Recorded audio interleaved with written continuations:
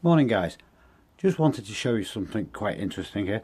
I've got an oscillator here. An oscillator makes a signal pattern. Here you see it's making a square wave at the moment, and we've got a genuine Cobra, not one of the crap Alibaba ones. Genuine Cobra I've had a few years, it's not one of the voice ones. And as you see just at the front there we've got an IR LED, as they use, just the same as they use in the ALPs and the blinders and what have you, on that emitters. It's about 100 to 200 milliamp output, and it goes right over the 900 nanometer band. Just thought I'd show you this. I've already got it hooked up. I'm going to set this radar laser detector off, and you'll hear the tone changing of the detector, you know, to signify different pulse rate guns. Of course, these days I suppose it would come up with the you know, Pro Laser 4 in a shrill Chinese voice. I'll just show you here. I'll just move the laptop over a little bit. A clearer view while I'm twiddling. So the laser detector's on. I'll just demonstrate this. And we should be able to roughly imitate several models of speed gun. Of course, as far as the radar laser detector is concerned, all it's seeing is this leading edge of the signal, hence it's recognising it as a possible threat. It would be the same in even a many $1,000 detectors, I'm sure. I'll just give you a demo now. So there, the signal is running. I'll try to keep my hands out of the way. There we go. I'll just make sure the IR LED is in the right place. Right, here we go. There we go.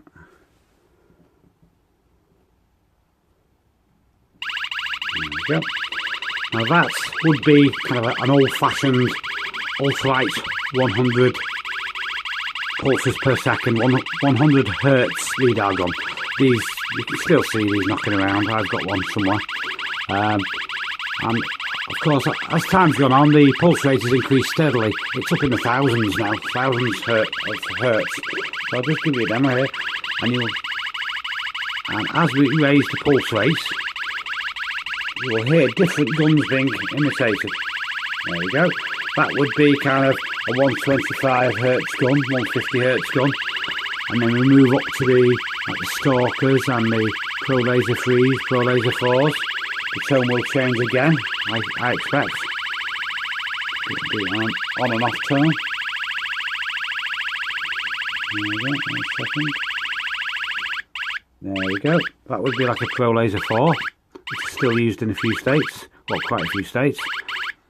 It's quite distinctive from the constant, like, low indicator of a 100 hertz gun, which have all got out now.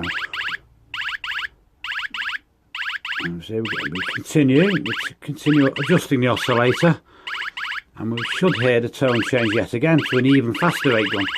There we go. And it will start going on and off, I expect. Signifier, 400 hertz gun, 400 pulses per second gun. Hertz is how many pulses per second it has.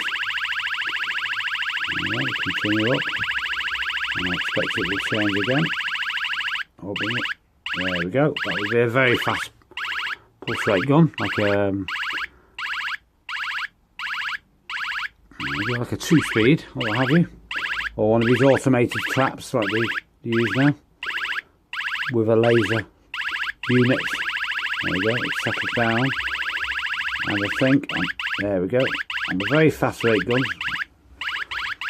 This would be, on this detector, this would be probably an 800 hertz gun, something like this.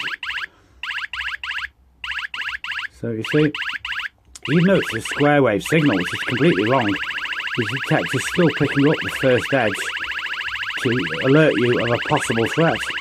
So there you go. So that's a laser detector triggered with square wave variable pulse rate signals. There we go, and we're out of the band now of the signals this detector will pick up. So there you go. In electronic circles, I've done it myself many times, it's actually possible to modify the signal into being just like, exactly like a spiked flick signal we get from the Lidar guns. So I just thought I'd show you my new Hantek, and I'll go back down, all the different possible signals which is possible to, coarsely imitate. In essence, all these jammers now, turn it down a bit, all these jammers today still use an oscillator like this, although it's a microchip, of course. And of course, in essence, when you pay your whatever hundreds of dollars a year for your updates, what you're doing is modifying this potential signal. It would be different from this, of course. It would be spikes and variable rates. What you're doing basically is plugging in the new hopefully the policeman's correct speed gun signal type for your area. Of course, if you don't keep up with the updates or you're a bit slow sending them out, you'll still get a ticket anyway.